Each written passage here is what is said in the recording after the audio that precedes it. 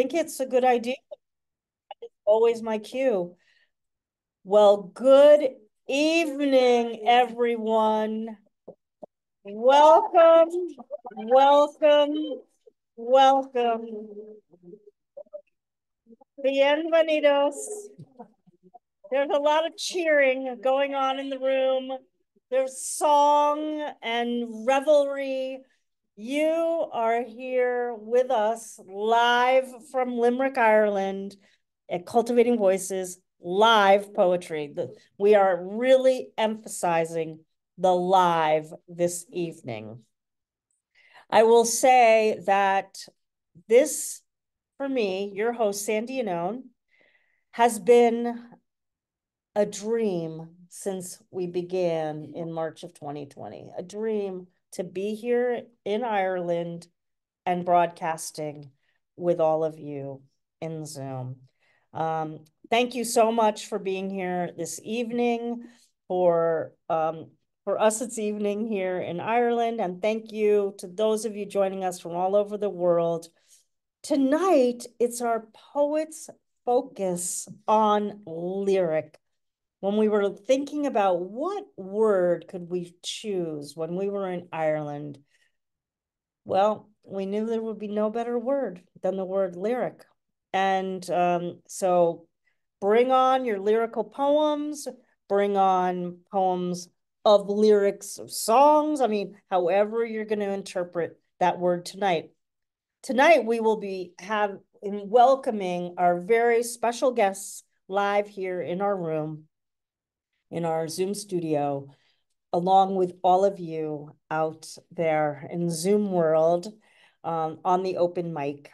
And of course, a special hello to those of you who might be watching us live on Facebook.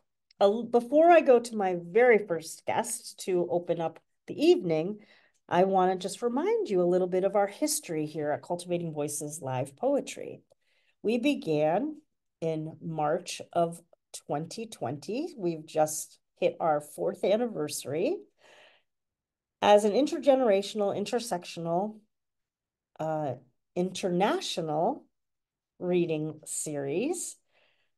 And we are now at 4,700 members plus strong across the globe. Many of you are represented from different places here in the room tonight.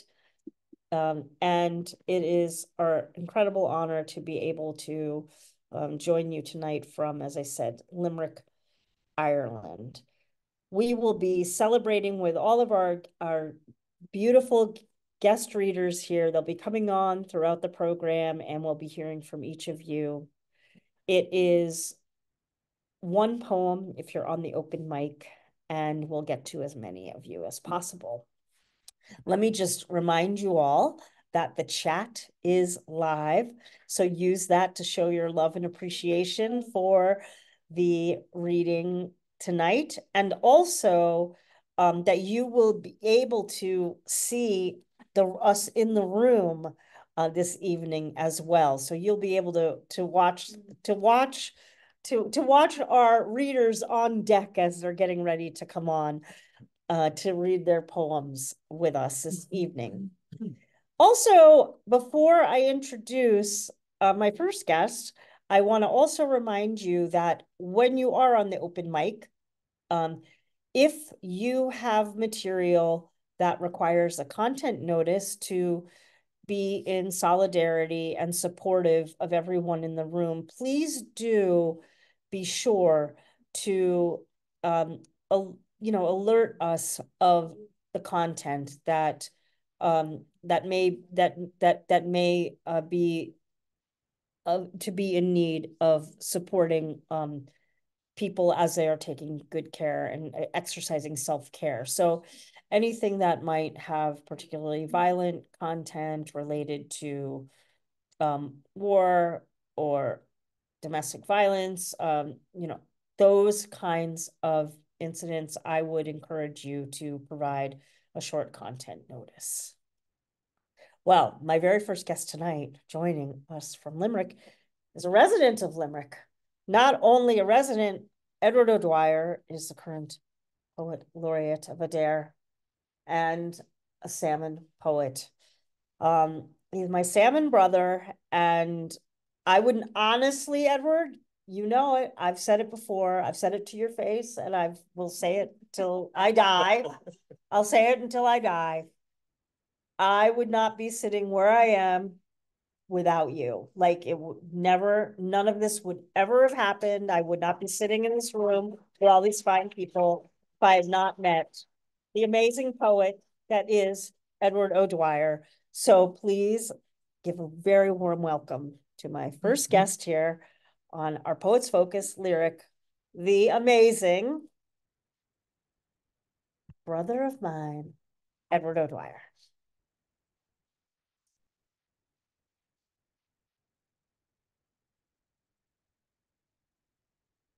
So as usual, Sandy's far too kind, but if I was able to help in any way, I will always say that I'm so grateful to be able to do that, and I'm honored to have been able to help.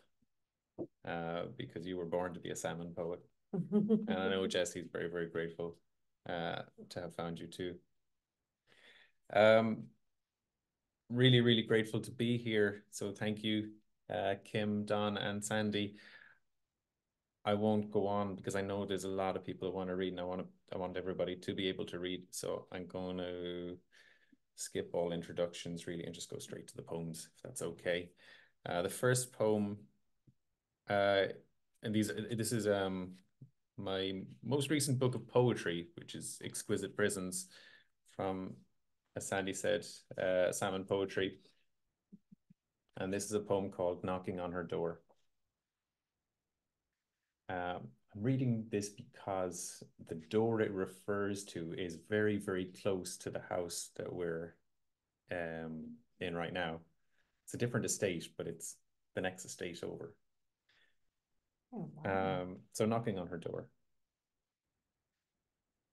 On and off, and for 8 or so years, I've been thinking about it, of knocking on her door once more, like I'm picking her up, like we have plans.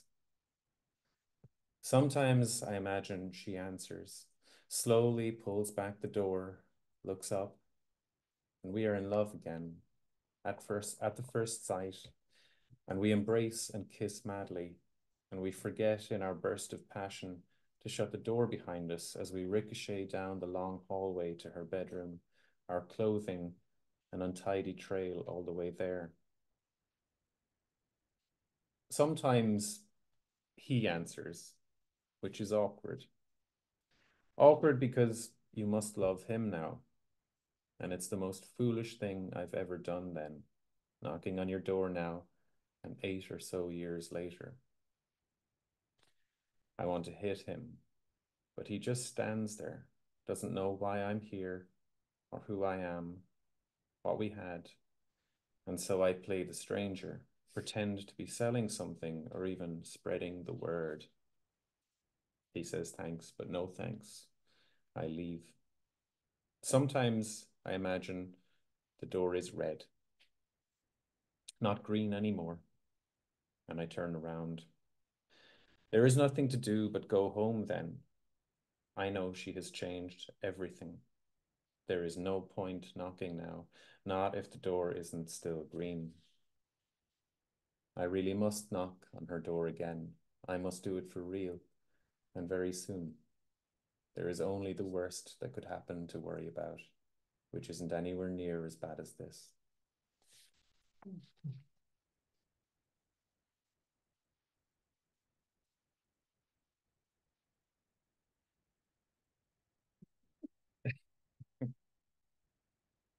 That just so they absolutely know we're in the same room. Yeah. Yeah.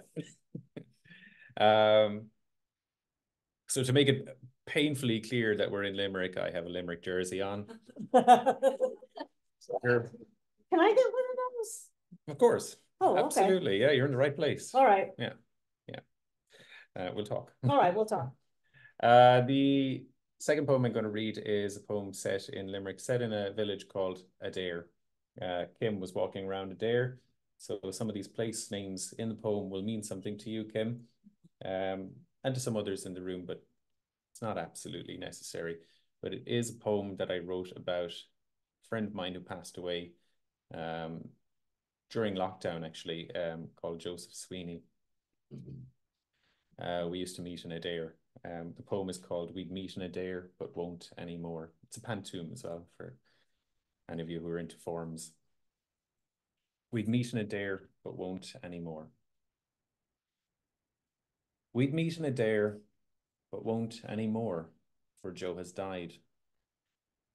Now he is a ghost at my side by the banks of the Meg. I'll have to imagine the poems he'd quote perfectly from. I must imagine every lilt and swing and rhythm of his voice. Now he is a ghost at my side by the banks of the Meg. The Earls of Dunraven all died. Everyone dies. Now Joe has. I must imagine every lilt and swing and rhythm of his voice, for Joe is a ghost now, sipping ghost tea in the good room. The Earls of Dunraven all died. Everyone dies. Now Joe has. We saw a crow drop dead once from the air by chalks, for Joe is a ghost now, sipping ghost tea in the good room. I imagine his words, always these words, beautiful Adair. We saw a crow drop dead once from the air by chalks. Such happens. Anything can die of old age or a broken heart. I imagine his words, always these words, beautiful Adair. Joe's ghost and I loiter. We gawk in through the manor gates. Such happens. Anything can die of old age or a broken heart. Not old, Joe. I can't help wondering, was he broken-hearted? Joe's ghost and I loiter. We gawk in through the manor gates. His ghost and I watch tourists snap thatched roof cottages. Not old, Joe. I can't help wondering, was he broken-hearted? We'd meet in Adair, but won't anymore, for Joe has died. His ghost and I watch tourists snap thatched roof cottages. I'd have to imagine the poems he'd quote perfectly from. Thank you very much.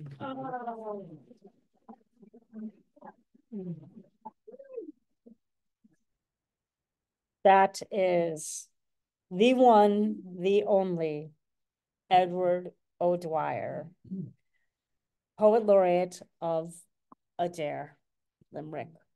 And I want to just also let you know, folks, that the bios for our guests tonight are being populated in the chat, so you can know a little bit more formally about them. And Kim, of course, will do all the dutiful things that she does, and we'll be populating those along with links to collections in the chat on Facebook tomorrow, Monday. Well, we are going to go to our first open mic reader, and those of you who are being stitched in between our featured readers tonight, just a reminder to all of you on the open mic, it's one poem, up to 3 minutes. Thank you so much. Our first reader tonight, I can never imagine a reading without Isaac Cohen. Isaac Cohen, welcome. Hi. Dear Sandy, dear Kim, dear Don, dear all my friends. Isaac Cohen. Pretty flower. I see the pink horizon in the flower. I close my eyes. I will be able to see the baby happy and laughing in the amusement park. I open my eyes. The dream is real. Thank you, my flower. And thank you, Kim, that you put a flower in the Facebook wall. And the second, Cohen, Himalaya. I put my mind on top of the world. I am sending a message to all the people. Look at the right behavior of the birds on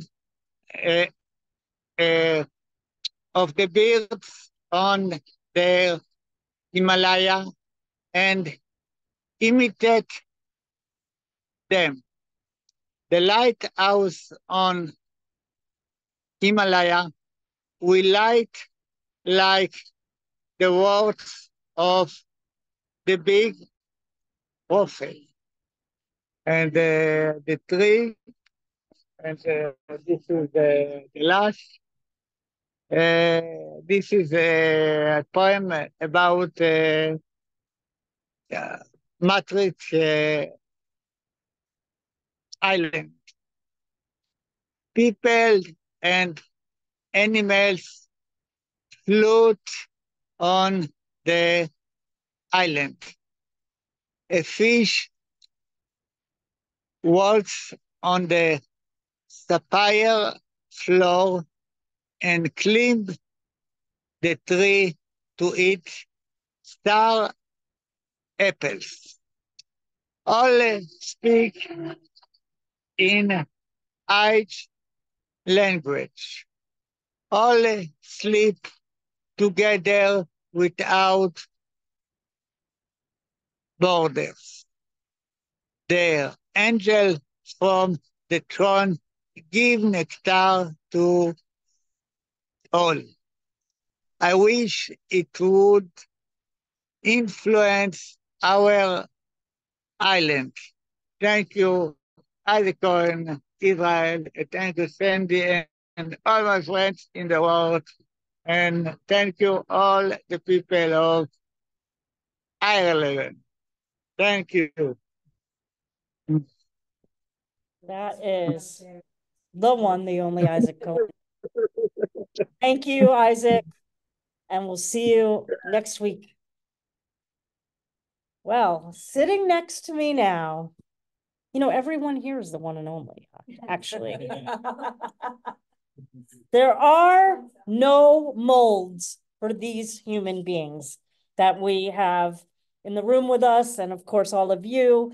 And what I really love about, Cultivating Voices in particular, and I think this is true of Lime Square poets as well, is that anytime any of the folks in the open mic another week is the featured poet. And it is a testament to my next guest that is true of the reading series that she and Lauren O'Donovan host devotedly every single week from Limerick and Cork. And you know Dor Seifer as one of the co-hosts of Lime Square Poets. Also, a emerging editor. I know that we were in Galway and were able to be in the company of folks with Skylight 47. And I'm so glad to see Dor getting involved in the fabric of everything here that is available to poets to be engaged with. And now we have the unbelievable delight. I know what it's like for hosts because we don't always get to hear the poetry that often, but tonight we will be treated beautifully with the poetry of Dor Seifer. Yay. Thanks so much, Sandy. So I'm trying to do two things with the poems that I chose today. I'm going to read poems that have to do with the theme of lyric, which means music or song on the one hand, and on the other hand, poems that for me have a connection to Limerick. So the first poem that I'm going to read is entitled Schumann, after the German composer. And I wrote it in a workshop in Limerick, which was run by Jessica Brown, who's a local poet. And just a couple notes before I start on that.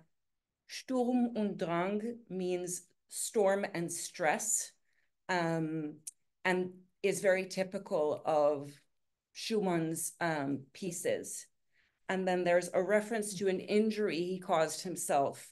He put a weight on his ring finger to make it stretch further and actually permanently injured his hand. And he was also a pianist. So that's that. So this is my Schumann poem. Before the Sturm und Drang, the churn of play, lull of swing, blow of phrases. Before the injury, the stretch of fingers, curl and extension. Before the weighing down, man and his piano. The hit of mallet upon string, well-tempered aim within a box, predictable patterns of sharps and flats before they join polyphony, before Clara.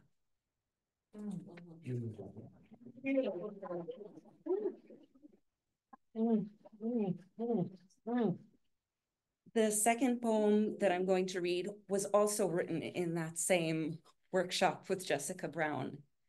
And it sort of revolves around the Swan, which is one of the parts of Carnival of the Animals by a French composer called Saint-Saëns, and it's a cello piece. And I used to play the cello. So this one is called Solmization / Wingspan. The accompanist for my audition said, "The Swan is about death." I thought it was about beauty, the illusion of eternity in a bow, the gentle resistance of water kissing every pore before releasing it. Arpeggios close the gate, busy fingers wiggle, impose emotion. Pianos are but mallets hitting strings, holding down a pedal, sound released under wing. Pianists do not know the yield to gravity, balanced on an elbow's counterweight, the linger to the tip, inexorable return across the bridge towards mother of pearl, circling the gate, accepting the fall. Air always goes up, then fades invisible, but I have perfect pitch. I know middle C, the lodestone always pointing north, and the swan's last soul.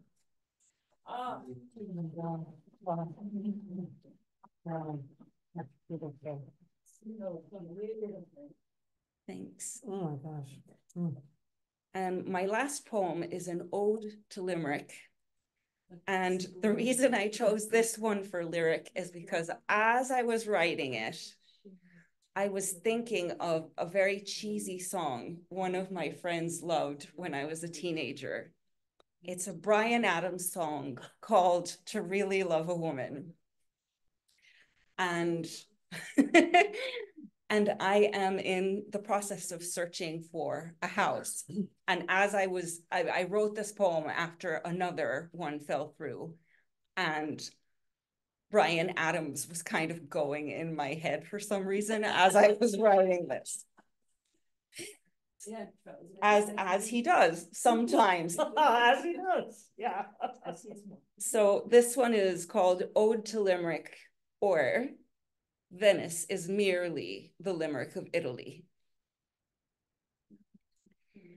Maybe you only love a place when it's filled with homes you lost, those who know how to push your buttons, ex-friends, filled with your Saturday walks, the dreams you've laid to rest. You know you love a city when your local won't break a 50 for your bottled water, but offers you the bubbly gratis, when the bus drivers know you by sight, when you've found a hairstylist who treats you better, doesn't give out about the shape of your skull or your desire for adventure, will plan for the future of your locks. When you're willing to be the eternal blow-in, even though your accent has changed again. The city song has worked its way into your speech and you say sure and grand. Your sentences now end with so. When you know which streets pretend to be tough, know which is the best charity shop. When you've contributed to the city's lore with misremembered facts and know the names of she-beans that shut their doors around the time that you were born. You know you love her when you accept her market's not as big or rowdy as the one of your childhood. When visitors from bigger cities belittle her streets and you are riled to her defense. When her weather mostly seems to suit your mood and you love her frosts and clouds more than snow in other towns. When you know her children's vowels and you'll forgive her slights and misdemeanors. You know she won't draw oohs and ahs from tourists, but she stops you in your tracks. You know all angles of her skyline, her shortcuts and her traffic, the sounds she makes past midnight, her summer sunsets and her winter sunrises. You know she is your home, despite the housing market and your wages. Despite the changes she has wrought in you, you know she is the place where you'll pick up and start again. Oh, thanks so much. Thanks very much. Thanks, everyone. Folks, there's nothing like the lyric. There's nothing like the lyric. That's Seifer. You can see Door every Thursday with Lauren on Lime Square Poets. I highly recommend that reading series. Well, on the open mic, now we do have a special live guest with us here in Limerick. Batt O'Connor.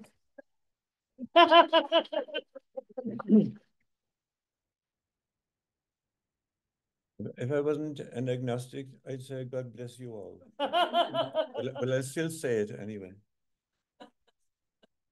You know, it's so I met Kim and Sandy for the first time down in the White House last Wednesday night.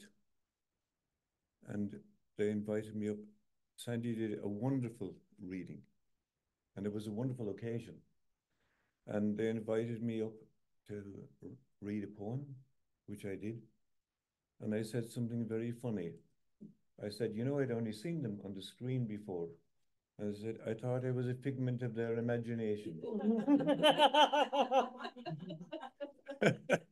God bless you. This is a piece called Swifts. Swifts are birds that are related to swallows. And you know, swifts have characteristics, like they can fly for months without putting their feet on the ground. So I have some friends like that. Yeah, me too. Me too. And they can make love in the air, like, you know. I've no friends like that, you know. My friends don't do anything strange on airplanes, you know what I mean? But there are there's one person referenced here, which is Frederick E. Weick, who was a German-American aeronautical engineer. And I just put that in there in case I'd forget who he was, you know what I mean? Swifts. The swift flies for most of her life. To the amazement of Africa, she ventures as close as survival permits, to the Arctic Circle, to the amazement of Europe. She avoids the guns of its civilization. She flies in accordance with her design. The gods of perseverance love her. Grace is forever modern in her wings. The swift that I see rarely is flying across the Atlantic every night, as if she were designed by the Wright brothers, or Frederick E. Wyke, or whoever it was that failed utterly to imitate her. Thank you very much. Wow. Oh my gosh. That's Batt O'Connor, everyone. And that is a lyric poem for the ages. I mean, the idea of the swift, oh my gosh. Oh, that I am not bursting into tears with every person that sits next to me at this table is its own miracle. But we move along, and the person sitting next to me now, and this is the one and only. That's right. Kim just said it before I could even. There is no Matt Mooney. Everybody is here in the room with me. We had the most amazing meal at his favorite restaurant with his beautiful, beautiful wife, Mary, whom he referenced many times on the program because of poems. You know, we write poems about our beloveds. That's a beautiful part of a lyric poem, isn't it? When you can get the beloveds in. And Matt Mooney is certainly one of our dear, dear beloveds here on Cultivating Voices, live poetry, joining us from Listowel, which we now have been to and seen all the charm that is Matt Mooney. Here is the one and only Matt Mooney. Thank you, Cindy. Thank you, thank you, thank you, thank you, Sandy. And thank you, Ken. Here I am broadcasting from Limerick City, from the cockpit of the greatest poetry airliner in the world, with pilot and co-pilot, Sandy and Kim. And Don across the pond. Barefoot. Scenes of the summer. Sense of the summer, incense to his senses. The boy walks barefoot most of the way, by hills of furze bushes above the soft bog. Though ever so slowly, the river flows free through flower beds of bright yellow wild iris, where the black water hens hide every day. In meadows, the cowslips all are in bloom, but he has to hurry on fast to his school. Beneath his bare feet, he feels the wet dew. As the startled hare springs out of his lair, he leaves in his wake a wash of light spray. His forepaws are flying. Ears up, he's away. The fall. The smallest thing is the greatest sting. The afternoon is hot, and you're not here to share my ice cream cone with me. I see your canvas shoe on sock, and it shows how things have changed since your ankle went from under you, coming down the cliffs of Moor. Just when the day was clearing up, the Aran Islands rising out of the sea. We stood around surreal, trading words to take us through until the paramedics came and stretchered you downhill. My snaps of spume like candy floss spiraling higher every time, and furious waves rising and crashing against the jagged fortress are of little interest anymore while you are in there in theatre. Instead, I want you walking again anywhere in Ireland or on earth, so long as you were there beside me.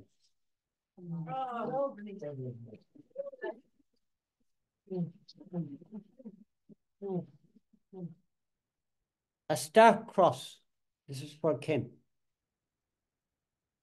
The only thing I wrote that in the march to mark your burial were 6 simple lines, grief-laden and finite.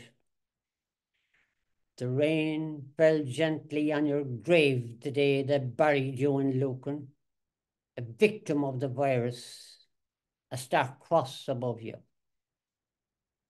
Out the door of life alone in isolation, the rest of us in lockdown far away.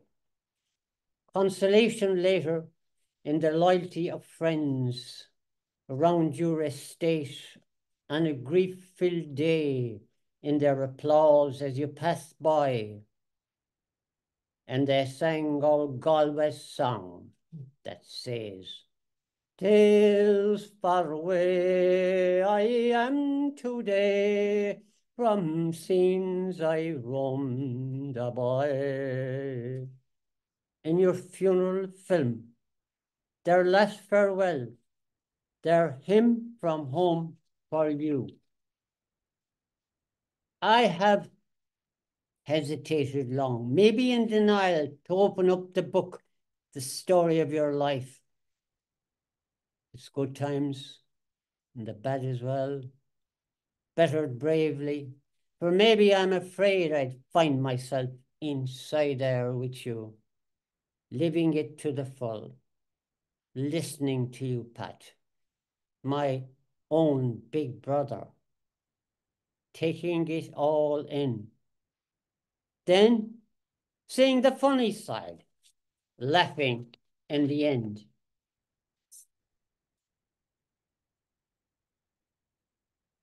And I'll finish in Listowel, in the Listowel Arms Hotel.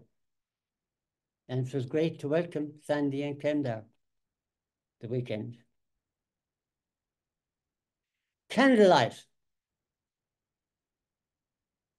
There is nothing left behind of our evenings get-together but the candles lighting for the congregation who have just vacated, the tables and white linen.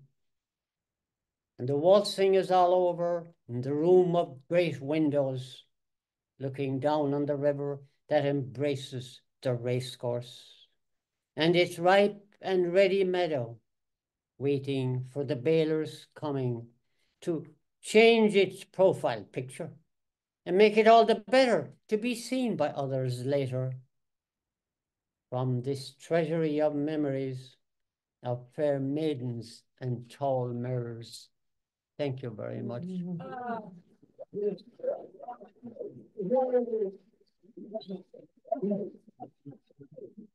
Matt Mooney, everyone. Matt Mooney, everyone.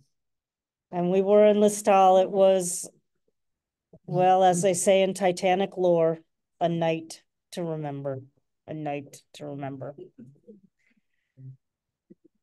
Well, I am very pleased to have joining us on the open mic now, Mary Louise Kiernan. Hello, everyone. So my physical body is here in New York this afternoon, but my heart is in Ireland this evening. So before I read my lyrical poem, which is in the form of a ghazal, Sandy, I just want to say that I heard your poem that you read at the White House, The Next Open Space. And you talked about this dance and to look up and to remain hopeful. And when I heard you say those words, it just was an affirmation that I chose the right poem to read today. I am going to attempt to screen share it. You'll have to tell me if it's successful or not. Do you see the poem on the screen? Excellent. Oops, except for that. That should not be there. Okay. I shall begin. So when I finished writing this poem, I came across these two lines. True ease in writing comes from art, not chance, as those move easiest who have learned to dance. Alexander Pope. The title is The Hesitation Waltz. The two step up to the dance to take a chance. Tempted, no, compelled to take a chance. As if to a French minuet, each sways gracefully. One bows, one curtsies to enhance the chance of brushing fingertips before spinning apart. Or at second glance, was their touch only by chance? Under spiky stars, welcoming right romance, to be likers and lovers amazed for the chance, the couple awakens each celestial dancer within by twirling round in a daring dance of chance, risking demise like medieval sword dancers, or perchance miming in marriage dance like Cubans could chance, or hesitation waltzing by well-heeled Americans, or becoming one with God as Persians hope to chance. Or will each partner feign confidence to glide side by side, yet stumble lockstepped in their stance of last chance? Is love a grand plan or cosmic happenstance? Oh, for the brief caress, for the soul fleeting chance, for sparkling in the night, as if by candle roomy lights, for sharing the bold bliss of chancing a chance. Thank you for listening. Thank you.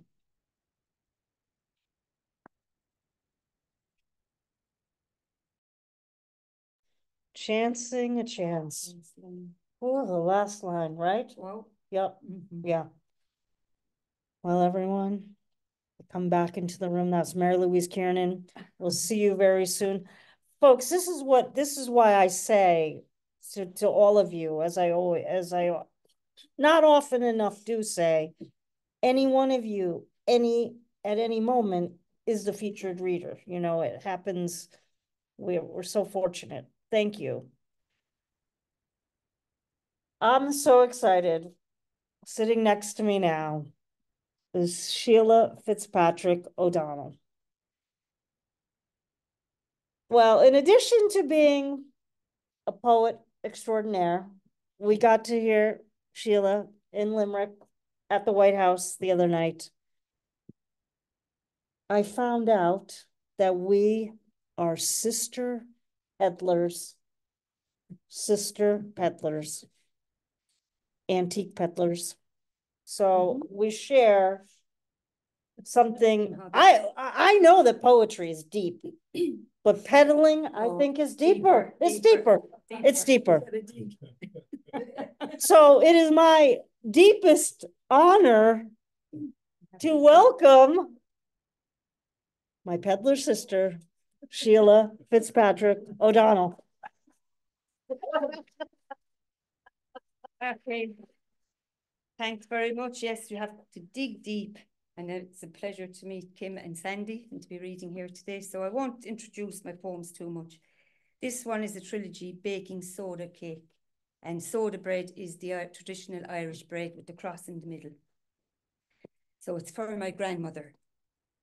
After Sunday Mass, I watched you drop a shilling into the mouth of the gas meter, striking a match and lighting the oven, sprinkling flour onto the round wooden breadboard and working your knuckles into the dough, rolling it into a ball, and with your cupped hands, shaping it into a loaf. With the bread knife, you carved deep into the center the sign of the cross and said, "Now, there's the crossroads which will lead the fairies astray." You placed the soda cake into the hot oven, and the smell of home baking made my mouth water. 2. After Sunday dinner, I watched you opening the door of the blue gas cooker and removing the skillet in the folds of your pink floral apron. As you turned the golden loaf onto the wire rack, you tapped the base for the hollow sound. You placed it by the open kitchen window to cool for supper, and carefully tucking the blue gingham tea towel over it, you said, "Now, that should keep the flies at bay." I longed for a slice of the soda cake, so I asked for the umpteenth time, "Nan, when will the cake be ready?" Impatiently you said, "What ails you?" and handed me a sandwich of bread and jam, sending me home to my mother. I was cross with you, so I tossed the sandwich into the privet hedge. 3. After school on the following Monday, I visited you, cleverly making small talk to assess your mood. The silence of the kitchen broken only by the ticking of the clock. You asked, "Were you good at school? Did you do your sums?" I was, Nan. I did, Nan. And then the dreaded question, "Did you eat the sandwich yesterday? And was it nice?" I did, Nan. Lovely, Nan. And slowly lifting the gingham tea towel from the blue willow pattern plate, you pointed to the sandwich. My face reddened when you said, "Ah, would you ever look at what the fairies left in the hedge?" Thank you. I pass. This poem is for my brother. He drowned when I was 16. He was 23. Requiem for a Fisherman. Here on Ballybunion Beach, where the ruins of a castle clings to a cliff, I search for you. The rain spills and a mist of vapor blurs my vision. I am pulled back to a place where you first sailed off. The mossy bend at the bottom of Barrack Lane, in your angling cot, facing the island bank, a limestoned harbour, your home base, long gone. Though you knew the ropes, you always said, never trust the sea, be wide to her. She can be a thundering scourge of a whore, who will challenge, cheat, and torment you. The sea has no conscience. When in a rage, she would take you in a flash. Like a spit of venom from a jealous tongue, never trust her. She sings her own shanty. Though you love to sail, I often heard you curse the current.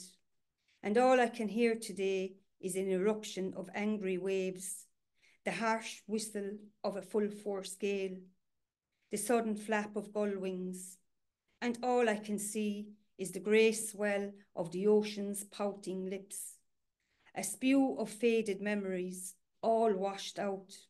I fish for the whys and the what-ifs, drag my feet and wade along the soggy sand. I catch a glimpse of you floating above the mist. I turn my back and you are gone.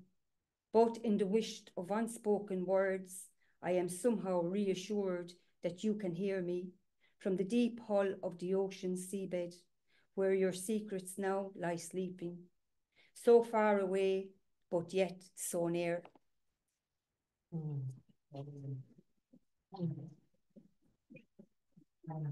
Okay, thank you. This poem is called Indigo Child. Indigo Child, I ran away. I ran all the way back the raw stretch of the road. Barefooted, I ran and I ran. As far away from this prison of humanity, I ran. Black pebbled tarmac cutting deep into the soles of my feet. On the verge of a breakdown, took a turn at the crossroads, crossed the humpback bridge, where the ploughed fields of my childhood beckoned to me. Without hesitation, I leapt over brambled hedgerows, yellow gorse, bog, and clumps of spike rushes, my heart thumping. I ran after myself, past stone-walled fields of grazing cows, met with the hungry grass, my whole body shaking, bare feet bleeding on its lime green aura, traced my bloodline, caught a glimpse of forgotten people in the mirror of a wishing well. My blood warms to the falcha of an ancient Gaelic, welcoming me back to the fort of my tribe.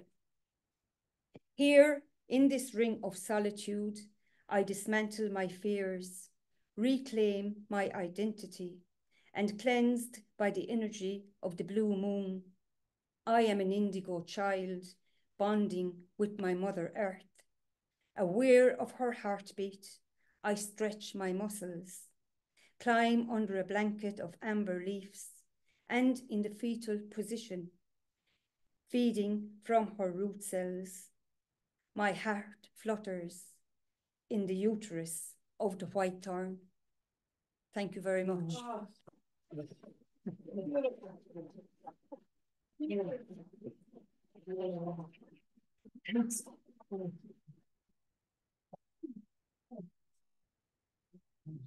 I already can't wait for the next time that Sheila Fitzpatrick O'Donnell is on the program. I already can't wait for the next time you're on the program. Already can't wait. Wow.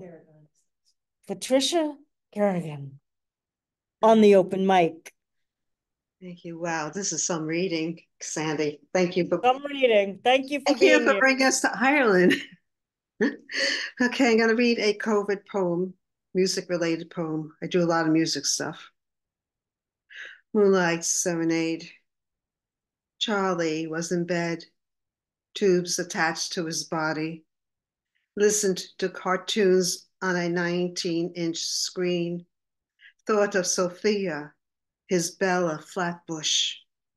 When La Luna was full, Charlie used to sing Moonlight Serenade outside Sophia's gate.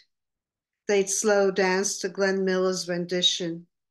He'd relax his rhythm, hold Sophia closer, recall how safe she felt. Her soft brown curls would drape on his shoulder. Her smoky eyes, Stella Colorate, tinted stars over a make-believe Brooklyn sky. His protective hold couldn't save her from breast cancer 20 years ago, their 2 sons from Vietnam's death call, or their daughter from her husband's fists. A massive stroke took Sonny, his last living friend.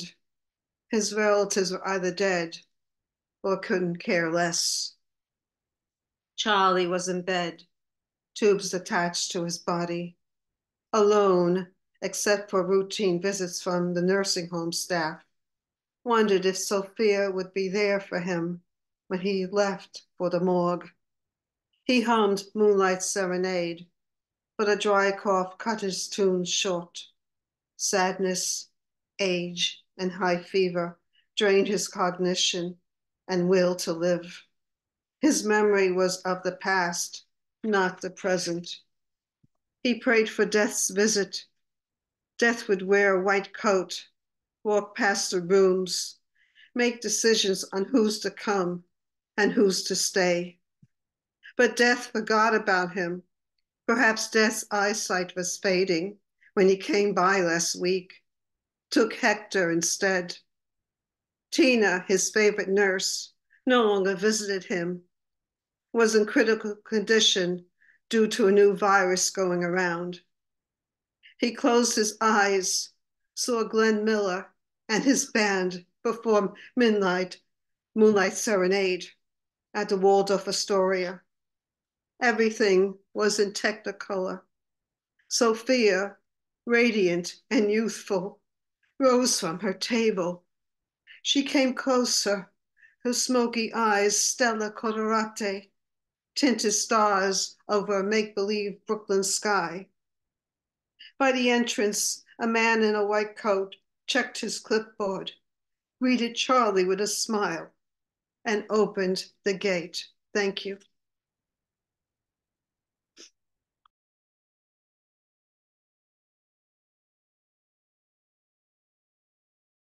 Oh, that stunning poem from Patricia Carragon. Thank you so very much for joining us tonight. Thank you. Tears in my eyes. I'm sorry I read that because I tap into people. It's an amazing emotional poem, and it reminds us why the lyric is so powerful. And as you were reading that poem, I was really reminded that I've thought a lot about the COVID poems in particular of late, and how when we were hearing the COVID poems as COVID was emerging and we were living in its wake, the poems were very raw and very palpable. And that, however, for me now, the COVID poems are resonating like at an even kind of higher fever pitch for me.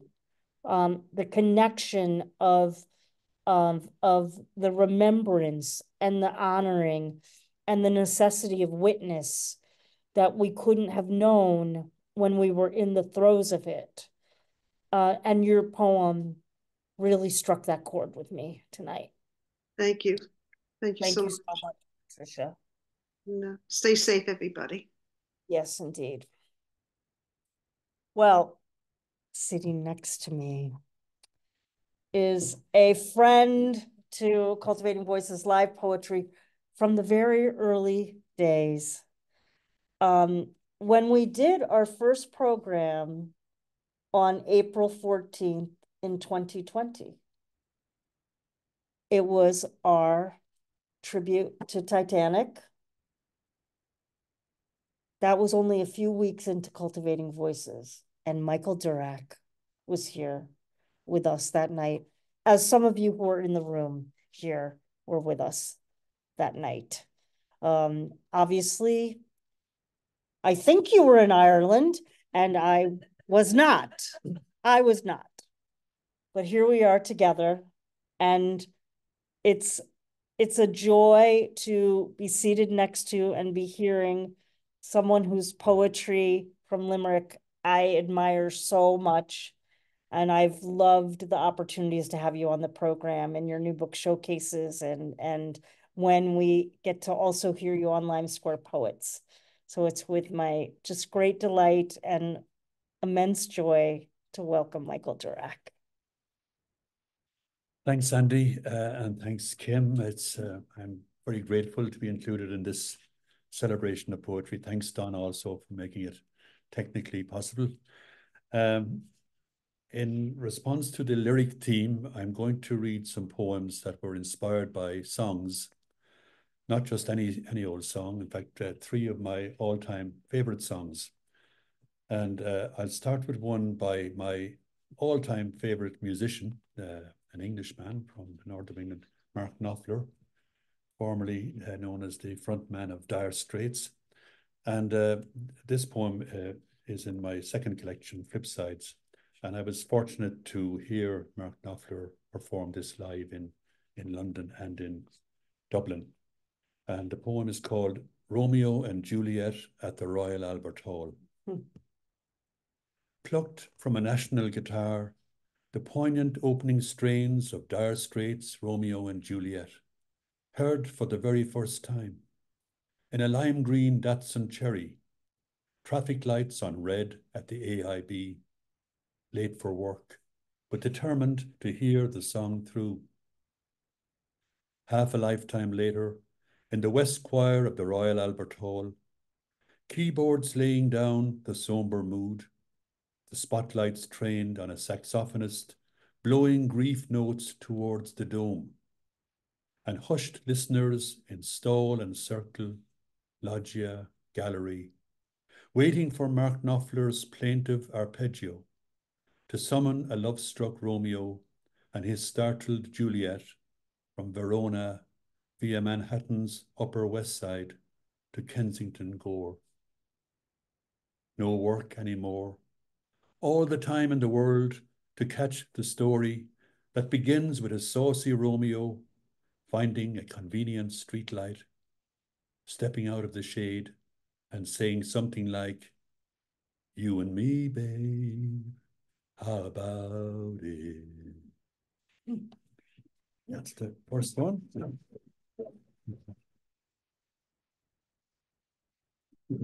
Thank you. And the second one is from my most recent collection, This Deluge of Words. It's based on an old Simon and Garfunkel song. To me, it's the song is a perfect fusion of melody, lyric, rhythm, and arrangement. And my poem is called Looking for America, and I've included the epigraph, "Michigan seems like a dream to me now," from America by Paul Simon. For his starting point, he chose Saginaw, Michigan, stuck out his thumb and took off to look for America. 4 days of hitchhiking, nights spent in shakedowns, scooped up in Fenton, Dundee, or Ann Arbor by a Ford Mustang or a Buick Riviera, and set down in Toledo or Elmore. Then back on the hard shoulder to solicit Dodge pickup trucks and Chevrolets, searching for America, but finding everywhere vestiges of the old world, Brighton and Berlin Heights, Florence and York, Petersburg, Wexford. After the Twin Towers fell, I crossed the Atlantic, sat in a cab at the toll plaza of the Holland Tunnel, and daydreamed myself onto a Greyhound bus with a girl and a pack of cigarettes and some Mrs. Wagner pies, backtracking through Delaware and Maryland on the trail of America out to Pittsburgh, PA.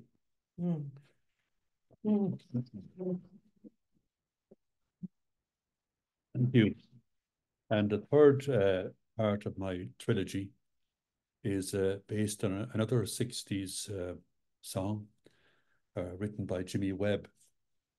And he wrote it after observing a maintenance man working on a ladder up a telephone pole in a remote setting. The song, of course, is called Wichita Lineman. But the place where Jimmy Webb saw the lineman at work was not, in fact, in Wichita, and it wasn't in the state of Kansas. It was in his home state of Oklahoma. So I call my poem Oklahoma Lineman. It might have been Kavanagh's Inniskeen Road, not a footfall tapping secrecies of stone. Instead, an Oklahoma plain, wooden poles and telephone wires stretching to infinity. High on a ladder, a lineman probing mysteries of air. The composer weaves his web. But before the intro bass notes have descended, before the tenor voice and escalating strings, before that insistent Morse code motif percussed from a Gulbranson church organ, the scene has shifted across state lines to Kansas. The ghosts of Chisholm Trail and Wichita Nation, summoning the loneliest man in the world, the Oklahoma lineman, still on the line. Thank you very much.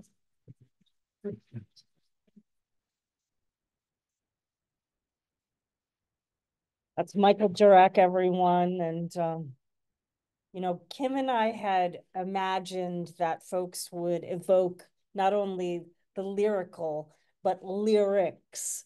So fabulous, fabulous set there, Michael. Thank you. Also want to remind you all out here, while we're not talking about everyone's books and doing the usual bios that we normally do, you know, you can learn more about each of our featured readers with their bios in the chat. And of course, we encourage you to look up these extraordinary poets from this area of Ireland where we are here in Limerick, and there is no lack. There is no lack of lyric here in this area of the world, and so I do encourage you, if you have the resources, to support them, support their presses, and let's continue on. Well, our next, you know, this is making me want to come to Calgary and do the same thing in Calgary with Josephine LoRe, of course. Welcome, Josephine. It's not like I'm inviting myself with you. I'm inviting you. I wouldn't do that to you, but okay, we'll talk. Thank you. Thank you. So as Sandy said, I'm from Western Canada, where the prairies crawl up to the foothills of the Rocky Mountains. And I would like to acknowledge and thank the Indigenous peoples of this area, Piikani, Tsuut'ina, Nakota, Kainai, and Siksika. The poetry has been very moving today, and I think poetry has the power to help us process our grief and loss and healing. So I'd like to read a bit of a trigger warning. I wrote this when my father passed away. It is called 9:30. It is 9:30. My body says sleep. My mind says rest. My heart steps out into the night, leaving the door wide open in search of the call of coyotes. If I had a slingshot and 7 smooth stones, 5 smooth stones, even 3, I would pluck the streetlights from the sky one by one, so that all that would be left would be the cold moon and me. I no longer care about the stars. Their stories no longer matter, the chatter of man, the warmth of fire in fields, none of it. There was a place in my father's garden, a bower of fig, and when I stood in it, sunlight filtered through various spots, as if our sky held multiple suns. That was the day after my father died. It is 9:34. I looked at the clock and noticed when 24 hours had slipped by after his death. He passed at 00:18. Time has become an accordion with only sad strains stretching out and tumbling past. It has been 6 days since he passed, 30 hours since his cold body was jacklifted into a maw, sealed with putty and trowel and drill. My father had a trowel just like that. He too used tools. I had gone down to the garage into one of those balsa wood baskets that once held summer tomatoes, tucked one of my father's tools into my tote for the funeral home, in case I needed to feel him. A wrench, and I tucked a few nails into the pocket of his best suit, some loose change, for he always had nails in his pocket when he worked, a carpenter like the Father of Christ. Nails and coins sometimes fell out of his pockets when he lay down to nap, and when I was tasked with vacuuming the couch cushions on Saturday mornings, I would find them, quarters and pennies and nickels and dimes, and always a pencil behind his ear, a smile on his face as broad and as brilliant as a Sicilian sky. It is now 9:38. I felt his spirit surround me while his lungs still expanded and emptied, and his pacemakered heart still beats, his hands still warm. That was before his forehead felt like he had just been taken out of deep freeze, when I brought my lips to his brow in the casket. I cupped his head with both hands. He didn't like to be cold. Gomogliami, he would implore. Cover me, please. He asked so little of me at the end. his spirit around me just past 4 that afternoon, my kids coming in after day-long travel, me at the entrance of the hospital, breathing real air for the first time in days. I felt him and I felt his peace. And if I sit quiet for a moment, I can still feel it. But will it fade? Like the taste of salt in the sea, like the aroma of coffee, a hug that feels like it could go on forever, if only we could stand still enough. I do not know. It is 9:42. Thank you. And I have a photograph of that bower and the sun filtering through. Thank you so much for listening.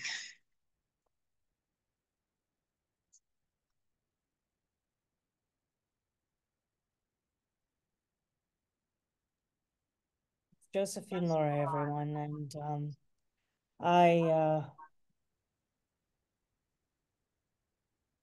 the way that poem moves through time is timeless, is itself timeless. Thank you. Well, sitting next to me is Kim Ports Parsons. Kim, before you read, I want to just note, like, you're enjoying yourself, yes? Yes. Okay. I want to say that I go to read live readings a lot now. I'm looking at everybody. There is nothing like having these beloved poets sit next to you and read. Wow. To have you sit next to me and read is very different than being in a room with a person reading. It's an incredibly, incredibly intimate experience. And it's really making me want to create this experience more and more with people. Great. Okay. Kim Ports Parsons, everyone, needs no introduction except she's Kim Ports Parsons and she's exceptional.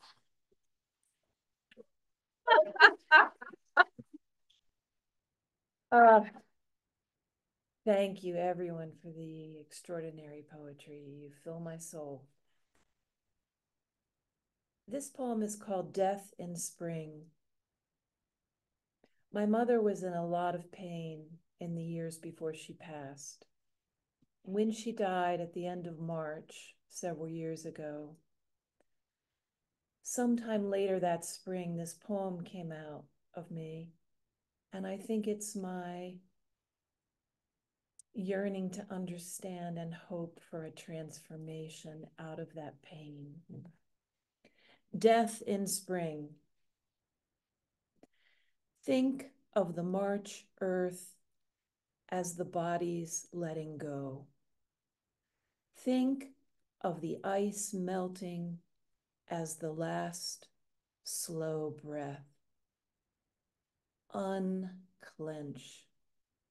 The incessant grip of winter releases months like years, years like dark wells. The jaw slackens, the spine slumps. The wind and rain, their moan and slash, are death throes. It's impossible to hold back the bright cardinals of memory gathering in the dogwood. The painful crust softens, and all that's frozen morphs into a muddy dream, a vernal pool of grace. A vase of daffodils will sit on April's table. Grasp the lowest branch, pull, then climb into the green and yellow sky. Blossoms, like shy children, will turn their faces to you.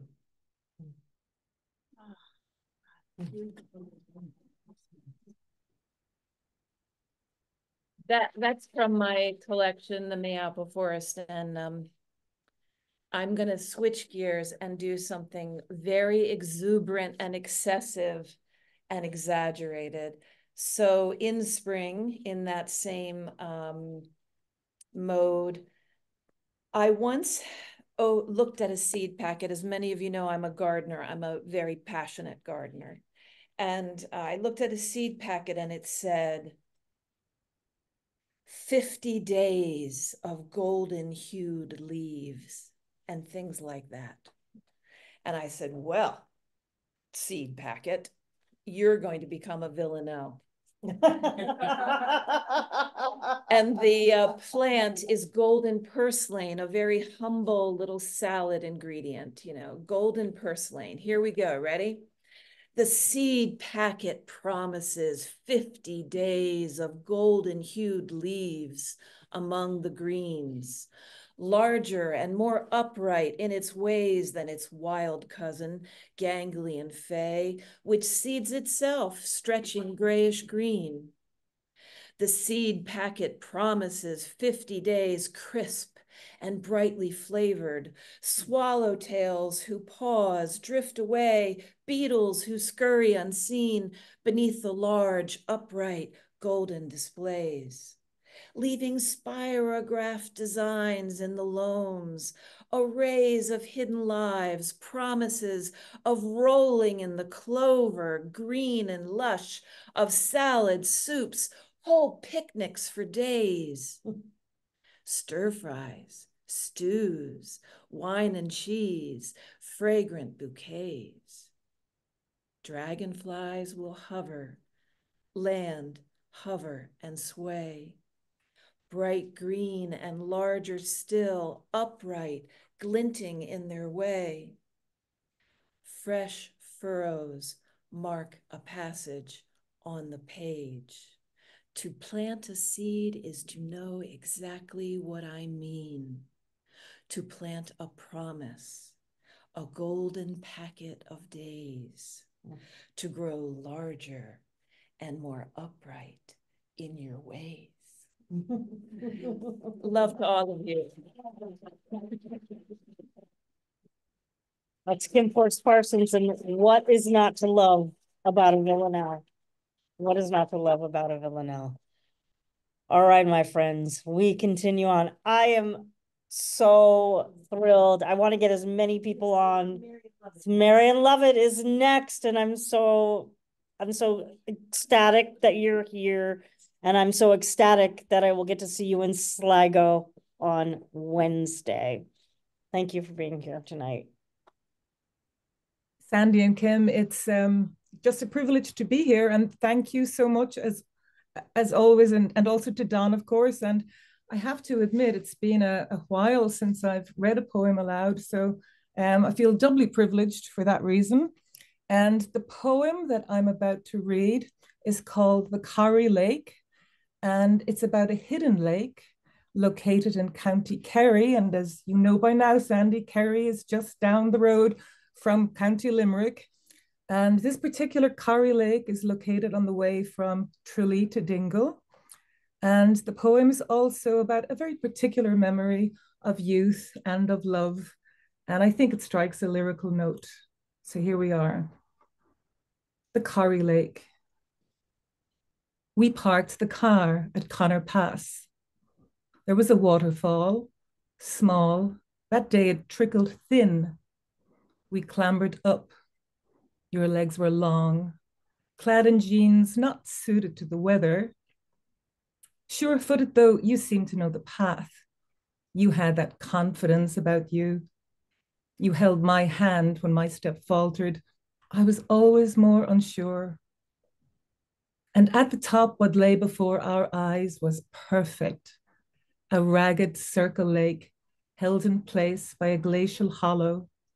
Its color lead gray that day from dark, low-hanging clouds.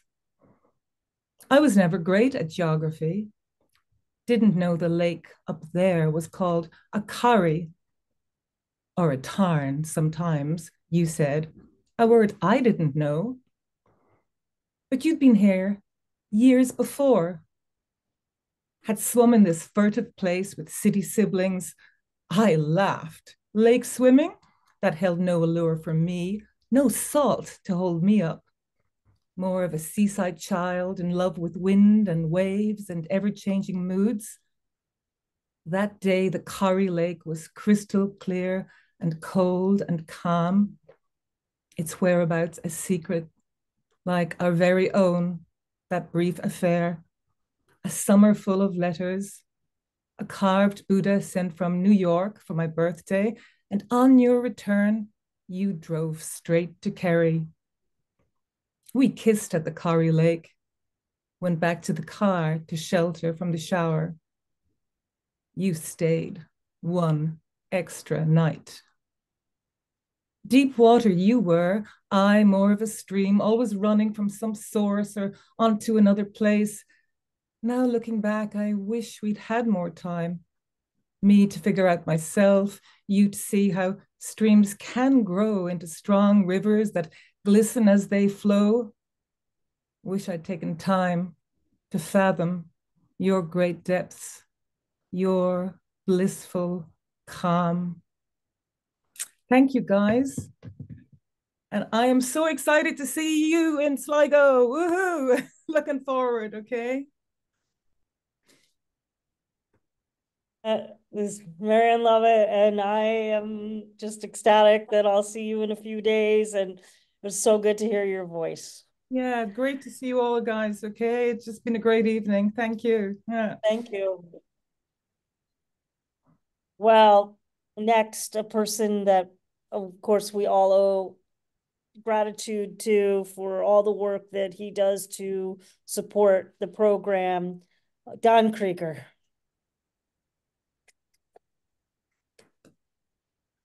There's a rousing round of applause in the room here, Don. Wonderful. It's a wonderful reading, wonderful gathering. This is a timely remembrance of the death of Martin Luther King. He was murdered 56 years ago this past Thursday, and it fits the theme. Somebody to Love, Jefferson Airplane, 1968. The night Bobby Kennedy died, we were all wounded, and the sick certainty, nukes in Nixon's hands. Martin Luther King, I hardly knew who he was. And not till Denzel's movie did I know Malcolm X had even lived. But when Gracie Slick burst out of the radio at that Boston crossroads, streets at all angles, big as a football field, no lights, no signs. I just sat there. I feared for Obama and Hillary, so bullish, sex like a target on her chest. Brady and Reagan, it hardly mattered. And now the beasts, Pence and Kushner, lined up next. Tears are running down your breast. Mm. Mm.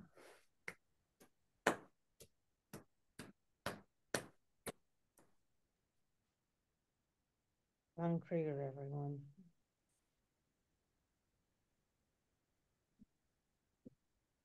Don knows how to write a poem. Yep. And we go next to Lesley Traynor. I've got it right here. You know, it's also now making me want to do something in Scotland too. Oh, you've got to, please come. I said it to Kim earlier. You've got to. What I want to read tonight was written on a west coast of Scotland beach, right at the Irish Sea. So it kind of feels as though if I kind of swam across from there, I would have seen you. I was so desperate to meet up with you, but I just couldn't make it. So this poem maybe goes a little way to make up for not being in Ireland. It references butter lamps, and it was a time when I was asked to read at the funeral of a Buddhist nun, and they lit hundreds of butter lamps. And to me, they were like stars. They were helping her move through universe. So this was written on the beach to the rhythm of the waves. It's called Tideline. 1,000 butter lamps light dark spaces, at times nearer, times further. Souls in the liminal linger, caught on a spring tide, at the space between what was, is, will be. A conversation between sky and water, pause in a heartbeat, fall before flight. You called me here, a promise kept, heard as a sigh at the last. I don't think I knew you could settle a day, breathe me into night, raise the scent of wool, protective before the storm. Out there, where you slip between the song of me and my longing for you.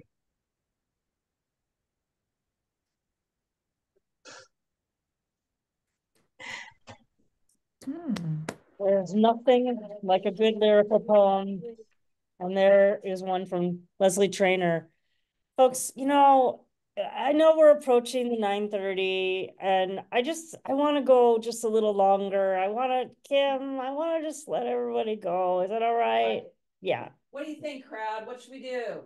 Yeah, we're close. We're so close. Let's go. Okay. Well, next, I'm so excited that Judith Lowans Thurley could join us tonight. It's so great to see you, Judith.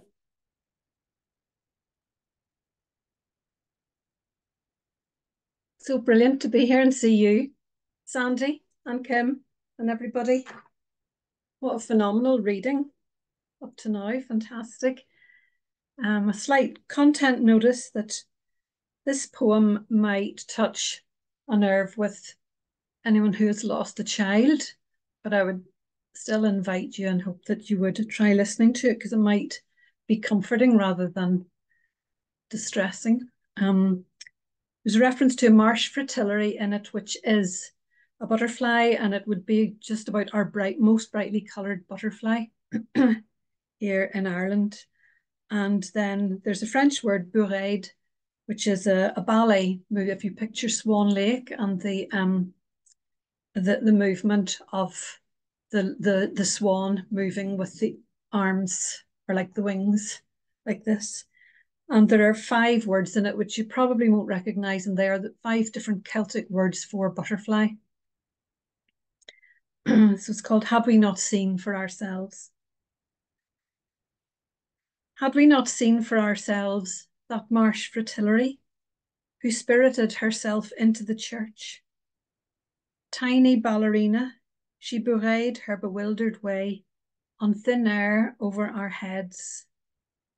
Her wings all stained glass and light as she reached the priest and lit on the child's coffin. This only minutes after that dog we saw trying and trying to get into the church as if he brought an urgent message. And before the skylark poured her soul-felt libation upon us as we walked behind in slow procession. And now I remember, of course, that unforecast flash of lightning, crash of thunder, shriek of mourners, shock of sudden hard summer hail, and rainbow upon rainbow. Had we not seen these things, we might not have understood all these meandering years later why on this island, just 5 centuries ago, our forebears forbade by law the killing of any of the litany of white butterflies. The small white, the large white, green-veined white, black-veined white, cryptic wood white, white ermine moth, common white wave, clouded silver, ghost moth, and most exquisite angel among moths, the white plume. For lo, they are the souls of children taken form. Geran J, Pelican, Pilipala, Balafen, Tiki-Doo. Spirit condensed into flutter and wisp. They flit from the other world into this. Come again to find and comfort their mother. Thank you.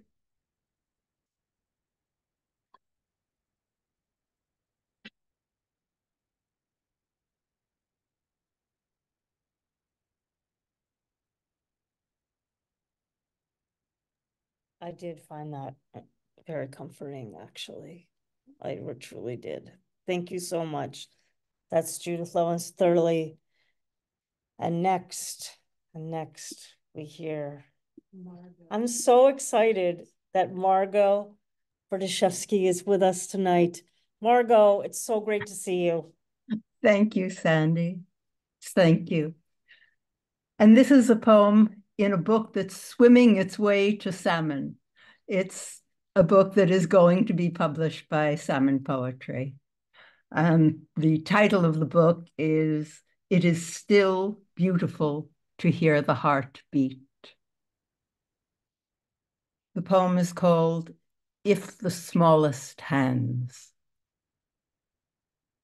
Language of the soul, my nemesis, my grace, racing horse, cave of blankets, cave of scorpions, cave of milk, more than I deserve, less than wind between my breasts, pebbles, stones, a little more than grief, ecstasy's infant, good for me, secret, egotistical, dawn's ghost under my nakedness, slow stations of an unspoken cross, a religion, if I let it, a kiss on my forehead as I sleep, a thing with fingers asking the next question, asking if it is love, susceptible to cross-gender, susceptible to mourning.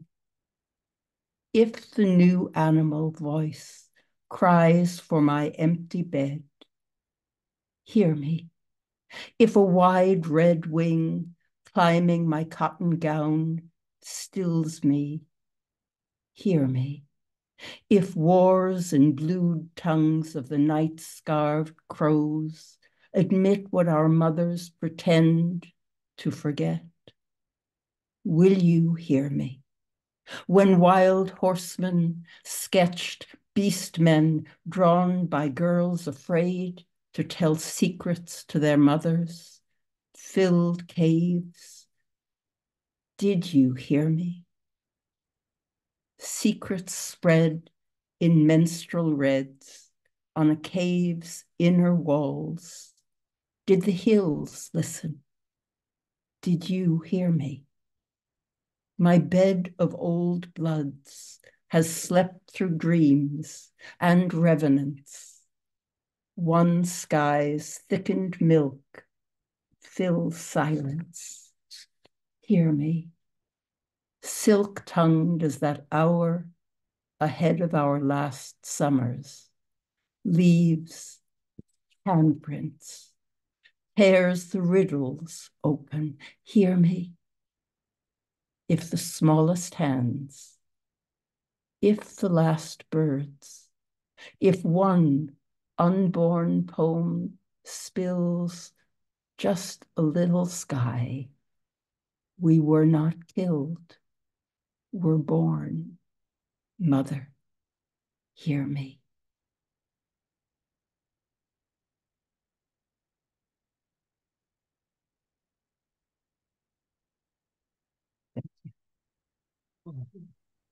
Well, I welcome you with the widest open arms I can to the Salmon family. Thank you, Sandy. Dear sister. All right.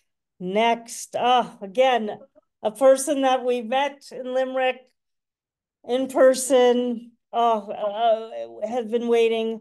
Cathal Mac Theinfhir, so great to see you in Limerick and now on Zoom. Thank you for being here tonight. Well, thank you very much, Sandy. And may I congratulate everybody so far. I've enjoyed sitting here and listening to everybody read. Very lyrical indeed. Very beautiful. So here we go. This small, you wanted a lyrical poem, so just a short one. It's called The Ninth Wave on Nino Ton. It's related to the mythological cycle of our sagas. The person mentioned in it is called Amorgan, and he was the first poet, the first person to, or druid to land on the island of Ireland according to the sagas. So it's called The Ninth Wave. He was held back, they were held back from landing by the previous, the two Yannone, who set up a magical spell to prevent them going beyond the ninth wave. But anyway, here we go. It's called The Ninth Wave. On this island, whose forest and woodland was laid low as the will of the stranger, we still have a common story told here, land of winter known to the Roman tongue. 9 waves to shore, Organ, song father, son of Millet, carried on the 9th wave upon the sacred ground of Ireland and sang the first song of invocation there. Now we must answer that ancient songbook that sings within our memory and land imagination upon the sands of another uncharted shore of the mind's eye. Discovering new songs to sing old words, rhyming the past with the present, the circle remains unbroken. The old reborn anew, again and again, with each new surging 9th wave upon the shore. There we have it. Back to you, Cathal, and back to everybody else. Lovely evening so far. Thank you for the poetry.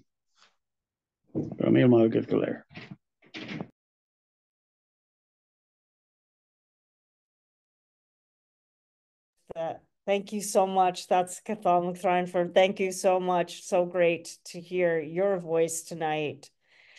Well, we now go next to Anne Tweedy. Anne Tweedy, I want to come to South Dakota and do this too. I mean, I guess I want to go everywhere and do this. That would be wonderful if you came back. Yeah. Thank you. It's been just a wonderful reading and so great to see cultivating voices happening from Ireland. This poem is called If, and it's one of the most lyrical ones I could think of. It's an old crush poem or love poem. If you offered me, sorry, if you offered me earnestly the saliva tinged notes I have savored in passing during the numbers when I am among the women who tip you and kissing me looks good on stage, femme to your butch, train to your station, wave to your ocean, wind to your cave. If you impressed on me for as long as a minute, the lips you have meted out like a parent, moist pressure to the cheek on odd Tuesdays, every few weeks the split second press of tongue on the belly. If you took my thick ruddy wings, ragged from the gouge of incisors, into your own like a blessing, and then separated them with a poke of butted muscle, there would open a trapdoor to heaven. In the gardens underneath, the rarest blooms would begin their brief seasons.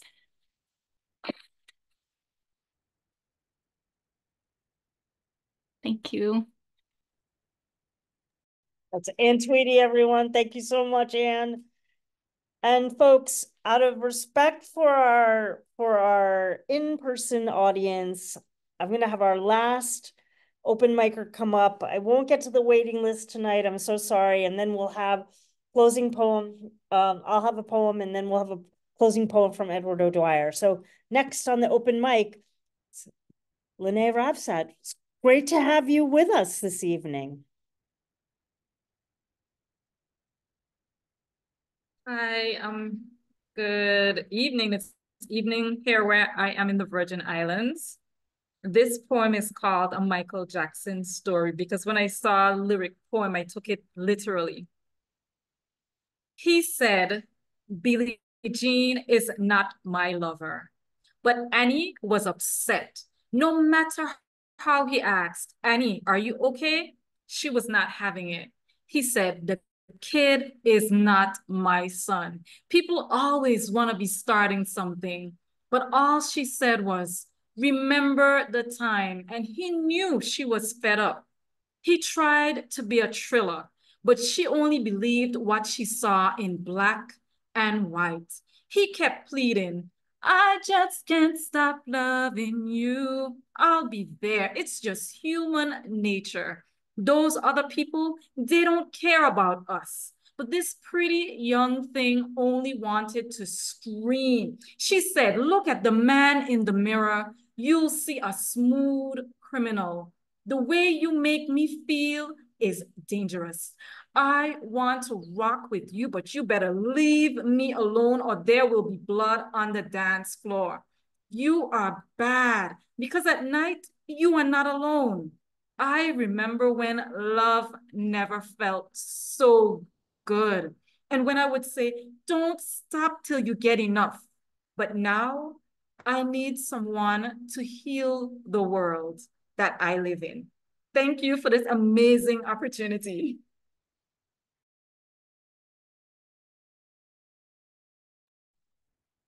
That's not only lyrical, that's a lyric cento. That is genius.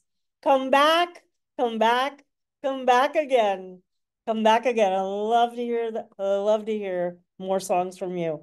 Well, I'm going to ask Edward O'Dwyer to come sit next to me for this poem. This is my poem for the evening, and a poem from the Glass Studio. He knows what it is. He knows what it is because we read it before. So, all right. So, because I can read this with Edward here, I'm going to. So, this is one of the title poems from the Glass Studio, of course, called The Glass Studio. In the Copper Room in Limerick, on what should be called Copper Road, the low copper ceiling is held up by copper walls. They sing me their copper songs whenever I can be within them under copper ground.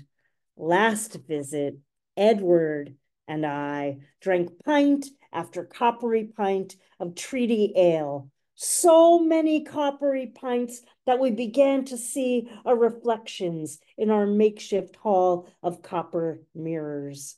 Another night, another friend told me about her cancer, but didn't use that word, choosing instead to call it something more shimmery or burnished, like copper, while the candles amplified their messages against the copper walls.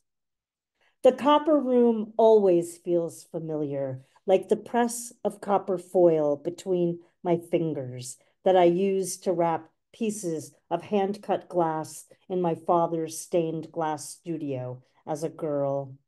Every now and then, the copper foil would slice through my unsuspecting skin. My blood would ooze like a copper river until someone would bandage me, the blood drying to an even deeper copper hue. Every lamp in the studio was made this way: copper foil, silver solder, a toxic elixir of patina that muted the shine. People would buy their lamps to hang in their copper kitchens next to their copper pans, but few knew the process to make each lamp as I did. Few knew that copper lay buried beneath the skin of the solder seams, or of all that blood turned copper that went into the making of their coppery light. Thank you. And now, for our last poem of the evening, I bring you the poet laureate of Adair, Limerick, Edward O'Dwyer. It's a real honor actually to finish the night But what a remarkable night of poetry. Well done, everyone. And thank you, well, everyone, for allowing me to share in it. I'm really glad Sandy read that poem, actually, because I did want to make a point about Sandy and this incredible connection with Ireland that she has. And she's been developing it for a long time, but I think she has an incredible connection in particular with Limerick. And I think it just comes out, you know, that's a poem about her connection with Limerick in many ways. But I'm going to finish with a poem that is based in Limerick. So I think the two poems I read earlier had a connection with Limerick. I'm going to stay in Limerick for this one. But on Wednesday night, I was talking to Sandy about what, you know, she wanted to know, like, what do you do with your old collection when your new collection comes out? And my advice to her was to continue to give Boats for Women the love and respect that it deserves, you know, not to forget about it because it's the older book now. It's the old work. It's, you know, you got to keep giving it that love. And I'm going to take my own advice, and I'm going to go back to my first book. It's a very old book now at this point. I think it came out in 2014. But it is the platform that every other book comes from. You know, this will always be my first book, and it is special for that reason to me. So this book, this poem is called, was it Mary Louise had was Chance to Chance earlier. This poem is called Just by Chance. This is the place we have been coming to since. This is the hour, and yet, just by chance, that the stars were out that first night, and their light, just by chance, glittering on the Shannon's lurching surface. A near full moon suspended over the centre of Thomond Bridge, just by chance of where we were stood on the quay. And just by chance, it was the most brittle silence with which we had no words to shatter. Did I think to remove my coat and place it over your shoulders, brushed your neck with my fingers, just by chance of how they shook. Then surely it was just by chance of the way of the tide that a pair of swans came floating out from the bridge's far side towards us. And so I learned that swans mate for life, just by chance you'd read it somewhere once, but couldn't remember where. As though just by chance you said that, did it occur to me then, I may never have a better opportunity to kiss you than there and then, that average Wednesday, Limerick was the most romantic place ever, and just by chance. And so gently, turning you round to face me, just by chance of the arbitrary direction of a convenient wind, your russet hair all blown back, and so, just by chance, the whole of your beautiful face staring back at me. We kissed our first kiss in that unlikeliest of ways. Sometimes things happen so perfectly, and yet, just by chance. Thank you very much, everyone. Oh. I think you all can see why I fell in love with Edward O'Dwyer the night that I met him in at the Buttery in Over the Nail. Oh my gosh. Well, everyone, all the chances that we had tonight, we took them with our amazing, amazing poetry. And I want to ask everyone here to unmute before I make and show your deep appreciation before I make some closing remarks and send us on our way into the beautiful Limerick evening or wherever you are on this planet. please unmute and show your appreciation. Thank you. Thank you. Thank you so much. Bravo. Thank you, everybody.